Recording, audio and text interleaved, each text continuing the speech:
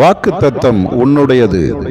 நீ வாழும் இந்த உலகத்தில் பலவிதமான ஆபத்துகளும் சோதனைகளும் விபத்துகளும் உன்னை சுற்றிலும் நடந்து கொண்டிருக்கின்றது. அவைகளை பார்க்கும்போது எல்லாரும் பயப்படுகிறார்கள். அதில் நீயும் பயப்படுகிறாய்.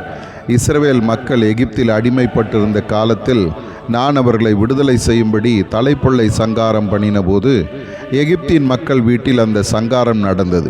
அதே நேரம் என்னை நம்பி என் வார்த்தைக்கு கீழ்ப்படிந்த இஸ்ரவேல் மக்கள் வீட்டில் அந்த சங்காரத்தூதன் நுழையாதபடி அவர்கள் வீட்டை தாண்டி சென்றான்.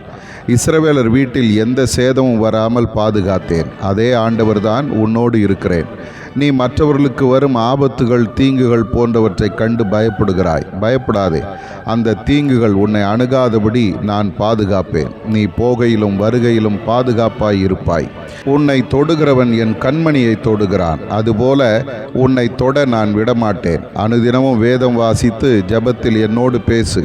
என் சமூகத்தில் இருந்து உன் நாளை தொடங்கு. அந்த நாள் முழுவதிலும் என்னுடைய பிரசன்னம் உன்னோடு இருந்து பாதுகாக்கும். நீ மற்றவர்களை விட பாதுகாப்பாய் இருப்பாய்.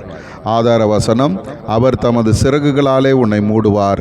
அவர் செட்டைகளின் கீழே அடைக்கலம் புகுவாய்.